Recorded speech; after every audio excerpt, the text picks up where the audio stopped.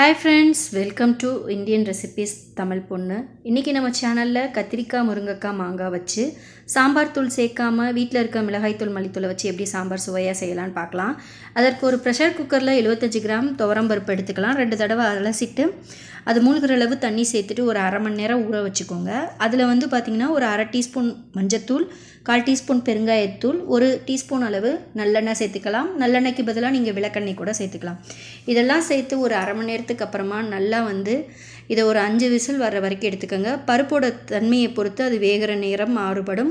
நீங்கள் வாங்குகிற பருப்போட தன்மை எப்படி இருக்குங்கிறத கேட்டு தெரிஞ்சுக்கிட்டு அது போல் விசில் வச்சு எடுத்துக்கோங்க. இது நல்லா மைய குலைவாக வெந்து வரணும். இப்போ இதை ஒரு 5 விசில் வர வரைக்கும் நம்ம வெயிட் பண்ணிக்கலாம். இது 5 விசில் வந்ததுக்கப்புறமா இந்த பருப்பை தனியாக எடுத்து வச்சுட்டு அதே குக்கரில் பார்த்திங்கன்னா வெங்காயம், சின்ன வெங்காயம் சேர்த்துக்கலாம். முருங்கைக்காய், தக்காளி பழம் நான் அரை பழம் தான் சேர்த்துருக்கேன். ஏன்னா புளி சேர்க்க போகிறோம், மாங்காய் சேர்க்க போகிறோம். கத்திரிக்காய் ஒரு 2 சேர்த்துக்கலாம். மாங்காய் பார்த்திங்கன்னா நம்ம கொஞ்சம் பின்னாடி சேர்த்துக்கலாம். இப்போ காய்கறிகள் ஓரளவு நல்லா வெந்து வரட்டும். இப்போ நம்ம பருப்பு தனியாக எடுத்துக்கலாம். பருப்போட தண்ணி, வேக வச்ச தண்ணி இதில் சேர்த்துக்கலாம். கொஞ்சம் வேணும்னா உங்களுக்கு காய்கறி முழுகிற அளவு தண்ணி சேர்த்துக்கலாம். இதில் தேவையான அளவு உப்பு சேர்த்துட்டு நல்லா கலந்து விட்டுக்கோங்க. இதில் பார்த்திங்கன்னா நல்ல ஒரு கொதி வரணும். அதே நேரம் அரை பதம் காய் வெந்ததுக்கப்புறமா நம்ம மசாலா சேர்த்துட்டு அதுக்கப்புறம் மாங்காய் சேர்க்கலாம். ஏன்னா குக்கரில் வைக்கும்போது மாங்காய் சீக்கிரம் வெந்துடும். அதனால் இந்த ஸ்டேஜில் பார்த்திங்கன்னா நம்ம மசாலா சேர்த்துக்கலாம். நான் இதற்கு பார்த்திங்கன்னா ஒரு 3 டீஸ்பூன் அளவு மிளகாய்த்தூள் சேர்த்துருக்கேன், வெறும் மிளகாய்த்தூள். கொத்தமல்லி தூள், அதாவது மல்லித்தூள் 1.5 டீஸ்பூன் சேர்த்துருக்கேன்.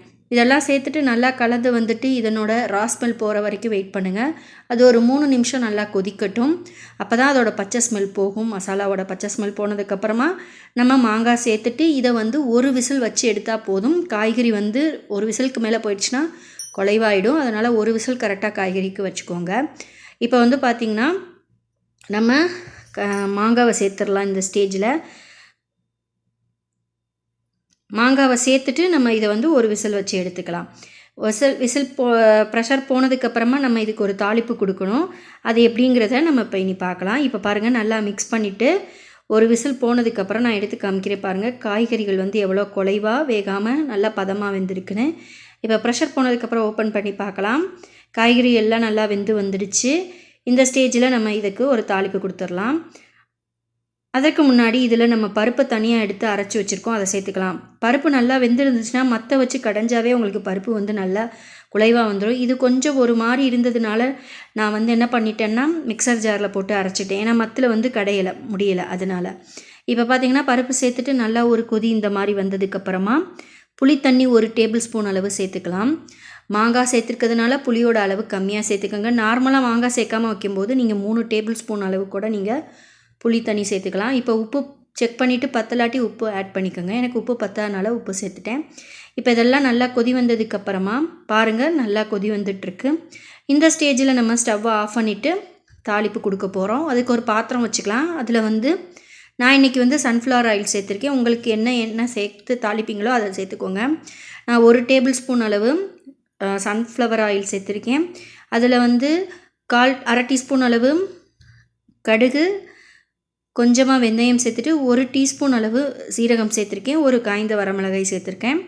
கருவேப்பிலை உங்களுக்கு தேவையான அளவு சேர்த்துக்கோங்க. கருவேப்பிலை நிறையா சேர்த்தா நல்ல ஒரு வாசனை கொடுக்கும் சாம்பாருக்கு. இப்போ பார்த்திங்கன்னா நம்ம ஏற்கனவே பெருங்காயத்தூள் 1/4 டீஸ்பூன் போட்டிருக்கோம். இப்போ இதில் ஒரு 1/4 டீஸ்பூன் போட்டுக்கலாம். தாளிப்புகளை கொடுக்கும்போது இன்னும் கொஞ்சம் வாசனையாக இருக்கும். இப்போ இதெல்லாம் சேர்த்துட்டு ஒரு தடவை நல்லா கலந்து விட்டுக்கோங்க. சீரகத்துக்கு பதிலாக நீங்கள் முழு சீரகம் இவ்வளவு சேர்க்க வேணாம்னு நினச்சிங்கன்னா 1/4 டீஸ்பூன் சேர்த்துட்டு 1 டீஸ்பூன் அளவு சீரகத்தூள் சேர்த்துக்கோங்க. இப்போ நம்ம சாம்பாரை இதில் சேர்த்துட்டு நல்லா கொதி வரட்டும். உங்களுக்கு நல்லா தண்ணியாக வேணும்னா இன்னும் கொஞ்சம் தண்ணி கூட நீங்கள் சேர்த்துக்கோங்க. எனக்கு இந்த பதமே போதுமானதாக இருந்ததுனால நான் இந்த பதத்திலே வச்சுட்டேன். இப்போ இதில் நம்ம கொத்தமல்லி தூவிட்டு ஸ்டவ்வை ஆஃப் பண்ணிடலாம். ரொம்பவே சூப்பரான கத்திரிக்காய், முருங்கைக்காய் சாம்பார் பவுடர் இல்லாமல் செஞ்சுட்டோம். உங்கள் வீட்லேயும் இதை ட்ரை பண்ணி பார்த்துட்டு எப்படி வந்ததுன்னு மறக்காமல் எனக்கு ஃபீட்பேக் சொல்லுங்கள். நம்ம சேனலை ஃபஸ்ட் டைம் பார்க்குறீங்கன்னா மறக்காமல் சப்ஸ்கிரைப் பண்ணிவிட்டு லைக் அண்ட் ஷேர் பண்ணுங்கள். எவ்வளோ சூப்பராக காய்கறி வந்திருக்குன்னு பாருங்கள். தேங்க்ஸ் ஃபார் வாட்சிங்.